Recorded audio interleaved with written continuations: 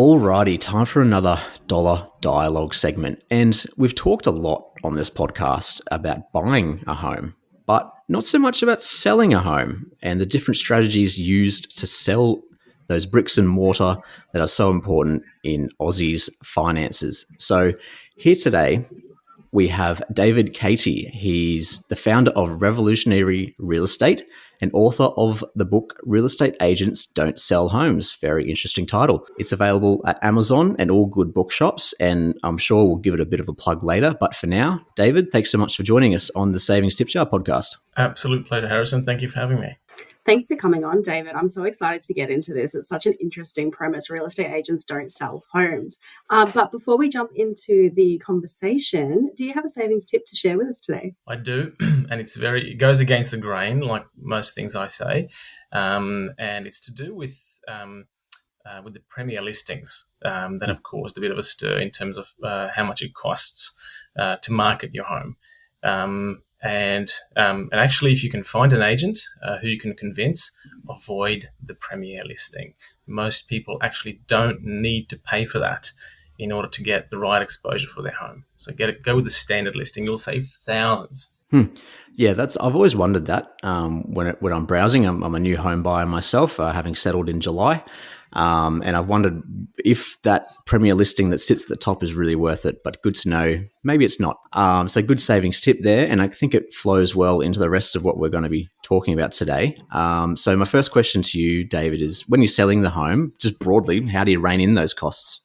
Look, start by looking at what costs the most in the process, right? Fairly logical. And if you're doing it well, what should cost you the most is preparing the home for sale, because preparation and presentation are the two things that makes the biggest difference to the price you'll end up achieving, right? It's not your agent, it's not your marketing, it's the presentation of the home.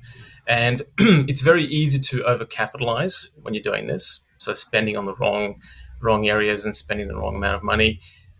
So look, start with, I encourage people to start with the largest surface areas, the most visible surface areas, floors and walls. So what you spend there should be, that's all you should be reining in the cost, right? In terms of what you invest in presentation. Don't spend on things that people don't see, right? And the other thing is what I mentioned before regarding the marketing, which is becoming a huge expense for Australian home sellers. The ad, the online ad, and because realestate.com.au has a quasi monopoly in Australia, they can charge whatever they want, and they do. and so, like I said, the premier listing, you don't need it. I think that's a really interesting topic, the monopoly that seems to be in the real estate advertising platforms in Australia. I remember previous to where I currently am, I used to report on stock markets, and realestate.com.au was a listed company at that point. And I think there was a stat out there that 60%, I want to say, and look, I'll have to fact check that, of Australians visit that site every single month, which is just amazing. But yeah, they've got this huge dominance in the market there. David, one thing I found interesting about when you reached out to us was how you mentioned lots of Australians will trim the cost of subscriptions from their budget. They'll negotiate for cheaper insurance. But when they're selling their property, they're not necessarily negotiating or even comparing that agent commission. Can you tell us a little bit more about that? The agent commission, you mean? Yeah. I think that people just, they've been conditioned for too long to just accept it. It is what it is. And they shouldn't. Right, everything's negotiable, and the argument the agents will make is that, well, if I negotiate, the agent who negotiates their fee down will not defend the value of your property, right? And it's a clever argument they make, and I can see the validity of that. But when I say negotiate your fee, I don't mean negotiate it down necessarily. Just negotiate a fairer structure, because what most people don't understand is that a flat percentage-based commission actually creates a conflict of interest between yourself and the agent, right? It doesn't encourage the agent to achieve the highest sell price. It actually encourages a quicker sale instead of the highest sell price.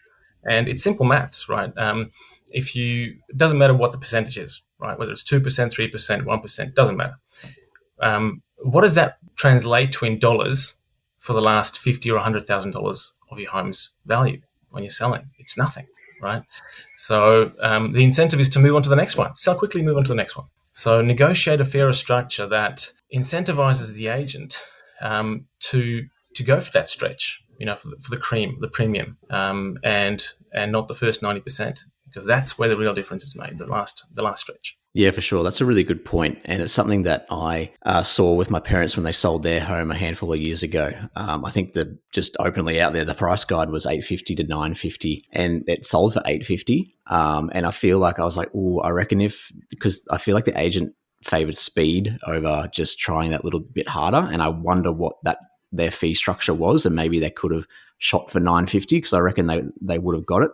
But we can't really change that now. Now that property is worth a lot more. So now one thing when it comes to selling the home is the decision to go with an auction or private treaty. Now, where I'm from in Melbourne, there's a lot of talk about auctions at the moment. It seems like kind of the done thing. A lot of people's default option is the auction. But one of the things that stood out to me in the pitch was why sellers should avoid auctions and not necessarily default to them. Can you explain why that is? Warning, the word auction triggers me. So I take no responsibility for the words that follow. No, seriously though, few people realise that Australia and New Zealand are the only two countries where people voluntarily take their home to auction, thinking it's the best way to get the highest sale price, right? In every other country in the world, auctions are used to fire sell homes. So hopefully that tells you something, right? But there are two main reasons why you should never, ever go to auction. The first one is that auctions are basically for cash unconditional buyers, right?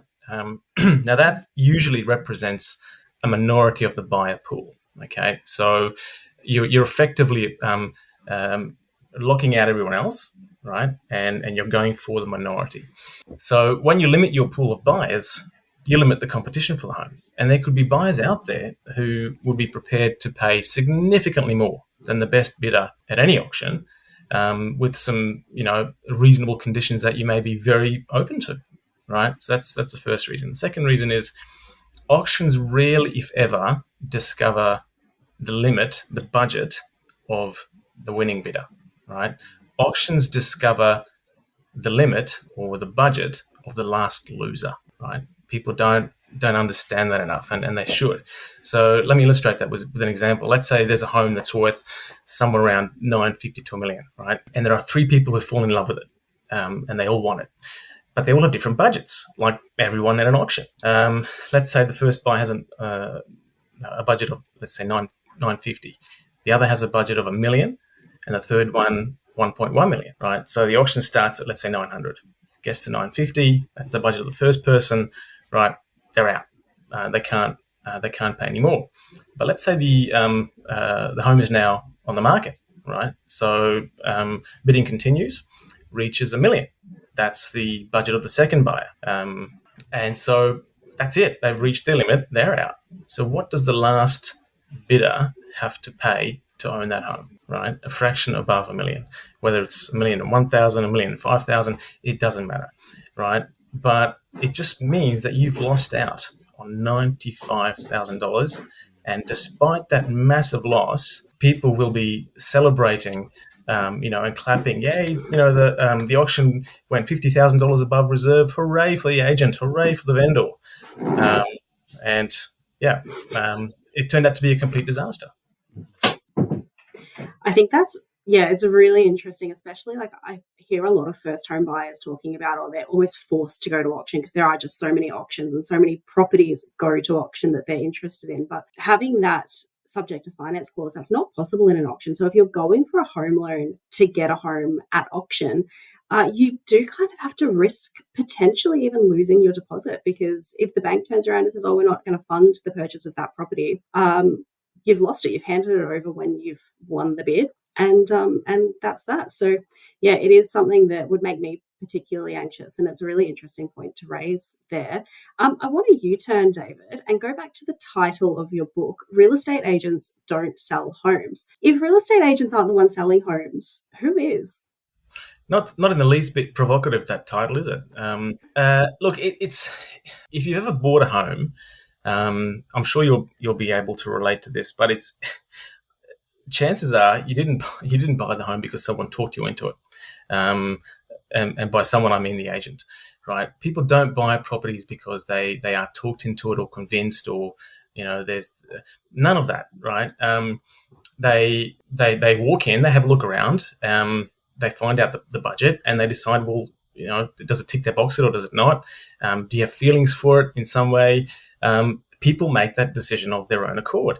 And so if you want to sell a home successfully, and if you want to achieve the highest possible sale price for it, like with most things in life, there's a formula, there's a recipe, right? And it's this recipe that's responsible for the sale and for achieving the highest sale price. And it's about executing this formula well, and that's what sells a property, or what I like to say makes it become wantable or buyable. Yeah, for sure. There's certainly some food for thought there with what you've said with us today, what you've shared with us. And we'll get into the book a little bit more now. So as I mentioned at the top, it's available through Amazon and all good bookshops. No doubt I'll see it everywhere now that I've spoken to you. You've shared some insights with us today, but what other insights could be found in the book, and who should read this book? Maybe it could be used as a bit of a stocking stuffer this Christmas. What type of person should read this book? Well, look, anyone with a big enough stocking. No, it's a small book, so it's going to fit into just about anything. But anyone who's thinking of selling and who suspects that they may not know, or that there may be more to know than what agents are telling them.